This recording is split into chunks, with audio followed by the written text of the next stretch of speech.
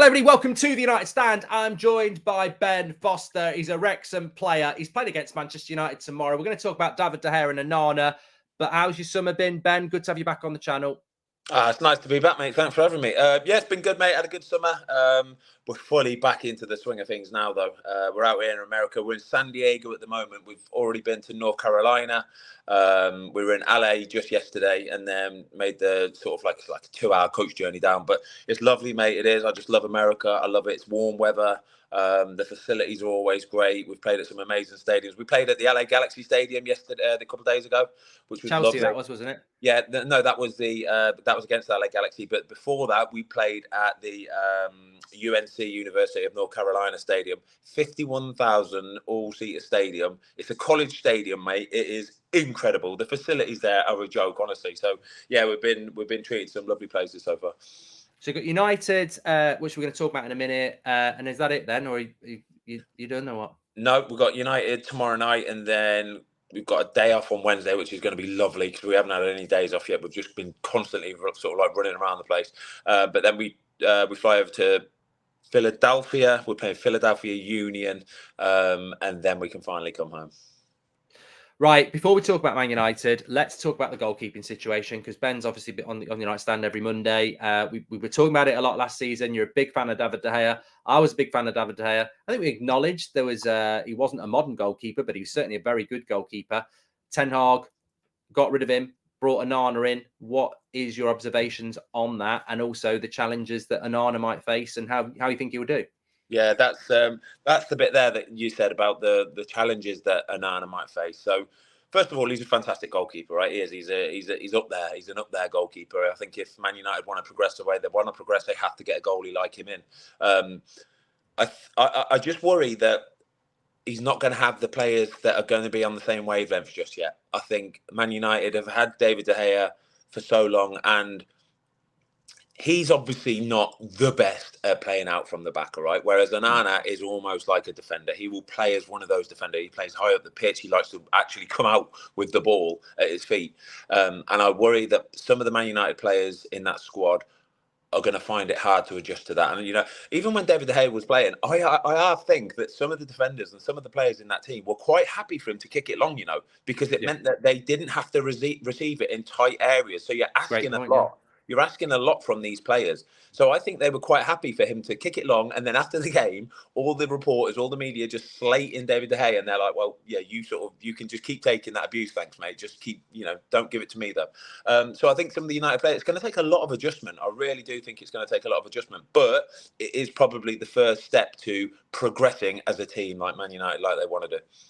And you've obviously played for Manchester United.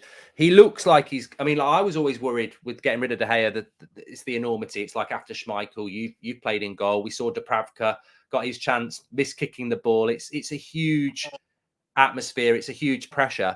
And if you're going to give it to someone, you've got to give it to someone who believes in themselves. And that Onana, we saw him in the Champions League final, and we'll have plenty of us have seen him play for Inter and Ajax previously. He's just not going to be overawed by that, is he? Yeah. No, he's not. I totally agree. Actually, he's not. He's really not, because some of the games I've watched him playing, he's so good with the ball at his feet. But it's inevitable that when you're trying to find those little passes and pick those little pockets, that he's going to mess up sometimes. Sometimes he is going to pass it to them, or they're going to intercept it, or they're going to read something. But he plays that many balls, and the ones that he does get wrong, they don't affect him. They don't bother him. He just keeps doing the same sort of thing. So many goalies I see that when they make a mistake, they go into a shell. They will hide. Do you know what I mean? They don't want the ball. But I was watching, I'm thinking, he just don't care. He just wants the ball again. It's like Edison. It's like Alisson. It's what they do. When they make a mistake, they do not care. They just carry on doing the same thing relentlessly. So I think he's a perfect fit for Man United. Whether they needed him in the first place is a different question. Because I was quite happy with David De Gea. I think United could have spent that 45 odd million pound in a better way. They could have spent it on an outfield player, which would have improved them probably more. But I get it. It's I think it's a good signing, the amount of money that it was as well. It's probably about the going rate nowadays. So probably a good bit of business, really. Let's talk about Wrexham, Man United. As we know, it's under 23s for United. Johnny Evans will be playing. Obviously, it'd be nice for you to see him. But predominantly, it'll be an exciting game. I've got to get up at 3:30 in the morning to watch it, but I will be watching it. Loads of fans worldwide do it all season, so I'm not moaning.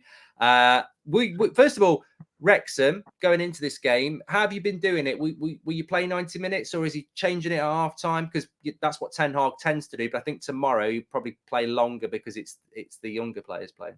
Yeah, it's again, it's pre-season. It's a pre-season friendly, so it's just about getting minutes in the tank. Really, I'll probably play 45 minutes, whether it's first half or second half tomorrow. We've been doing that with our team for the 2 games we played so far. We've basically. We had a strong team for the start of the Chelsea game, and then we changed it again after about 45 minutes. 3 or 4 players came on after the hour. Another 3 or 4 players came on. That was the same against Ali Galaxy the other night. So it just depends what sort of state players are in, really, because, like I said, when you're doing all this travelling, there's an 8-hour time difference as well. It does take its toll on you a little bit. So we'll probably assess it a bit in training today or even tomorrow, and then we'll pick a team from that point onwards.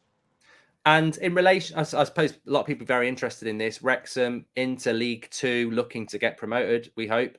Man United youth players. In your opinion, I find this really hard. So it's a difficult question. Where? I know obviously it's pre-season, obviously it's 45 minutes, but we saw Man United Arsenal at the weekend, quite an equal game. Where would you pitch Wrexham against an under 23 United team? Because a lot of people be interested in that. I would say Wrexham probably would be the favourites because they're the senior pros and it's a challenge for the under 23s, but it might be pretty close. Yeah, it'll be a pretty close game. It's again, pre-season friendlies for me. They don't really mean much because the lads are so tired. I think the edge that the United lads will have, the 23s will have, is obviously their youth and their exuberance and their energy levels. We're sort of a bunch of 30-year-old men who are doing double sessions for fun. So we've got a double session today. We've got a training session tomorrow morning before the game tomorrow night. So when the game kicks off, we're still quite leggy. Honestly, we are. We're still quite leggy, but that's what it's about. We're not trying to put in the best performances on the pitch. It's about getting those miles in the tank and getting the fitness levels up. So I'm sure that they will probably do a lot more running than what we will tomorrow night. But it'll be a good matchup though, because I think with their youth and exuberance, we've got probably a bit more of a know-how and a bit more experience behind us. Yeah, I'm looking forward to it. I can't remember what the capacity is, but it's been a sellout for a long time. I think it's a 35,000 seat stadium is. Yeah, so that's not bad. Erik Ten Hag is going to be the manager, I think, for Manchester United as well. It's good. Get him on your GoPro. That's good. That is, because you got to think it's a 23 squad, and I've seen so many times where a 23 squad, the manager's like, no chance, just give it to the assistant or something like that. But when the manager turns up and does it, it raises the performance levels from those 23 lads like you wouldn't believe. So it's probably not a good thing for us, but fair play to him, because that's a lot of travelling he's going to have to do that.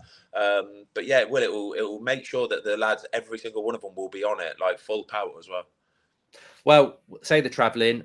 Adam and Ryan, the United stand on tour. They're there, and then we've got Real Madrid 24 hours later in Houston. It's literally massive journey. But finally, on Wrexham, in the same league as Salford are in there. Notts County got promoted into professional league football. I said to you at the end of the season when I think you had made your mind up. You hadn't said it officially. People in the office were saying 1 more year. And I was like, well, if you do 1 more year and get promoted, what's the difference between League One and League Two? So it could be longer than that. But ultimately, what's the feeling in the squad? I mean, I know sometimes it's kept under the hat. We're just going to see how it goes. But ultimately, promotion, is that the aim this year? Or is it just about getting in the league and solidifying? What's the general feel? No, I think we're all expecting to be up there, sort of there and thereabouts. I'd say I think that's where we've got to aim, really. I'd say if we finish the season any lower than sort of top half finish, then that would probably be a bad season for us, to be honest with you. So I think all of us are going in with the expectation and the hope and the thought of being up there and thereabouts, whether playoffs, whether automatic, I'm not quite sure yet. It's a big ask to go up automatically. But for this moment in time, honestly, you don't even have time to think about it, Mark. Seriously, you like I say, you're getting pulled from pillar to post, travelling here, there and everywhere. And you're just so focused on recovering and just getting through training sessions, mate. I'm 40 years old and I'm doing double training sessions. My body kills, it does. But I know that once we're back from here, we're back home for a week. The season starts on the Saturday. That will be the week there where we really sort of hone it down and, lower the levels. There's not so much running, there's not so much diving about. And that's when you can finally sort of start putting in some quality performances. Because at the minute, all you're doing is like your legs are screaming, mate. It's miserable. But it's what it is. It's pre-season. I knew what I was signing up for. 22. This is my 22nd season as a professional footballer. So I'm probably enjoying this one just as much as any other as well. And have they made many signings, or are you their big signing of the summer? Because I've not noticed anything other than you for Wrexham. I don't count as a new signing, do I? Surely I'm just sort of extending. It was a loan deal that turned into a permanent deal. So no, yeah. It wasn't a loan deal. No, you can't. It's a 1 month deal from anyone. I was like on a short-term contract. Yeah, and turned into a year. Like a trainee in a full-time job. It's like me with my paper round. They gave me a trial for a week, and then they gave it me full-time. They've got obviously. I've re-signed, and then we've signed another centre back, a left-footed centre back, Will Boyle. I think he was from Huddersfield. Big lad, good lad. And I think they're trying to get a few more in through the door as well. So we don't need many. We need, like I say, 2 or 3 more probably, and then we'll be set and good to go. Perfect, mate. I know you've got to go and train. Real legend for giving us your time. Hopefully we'll get to speak to you after the game tomorrow as well. And best of luck with the rest of it. And I'll catch you when you're back in the UK, mate. Top man. I'll look out for the boys tomorrow. Don't worry about that. I'll see them after the game for sure. All right, mate. Speak to you in a bit. See you, pal. All the best, mate. Bye-bye. Bye-bye. Bye-bye.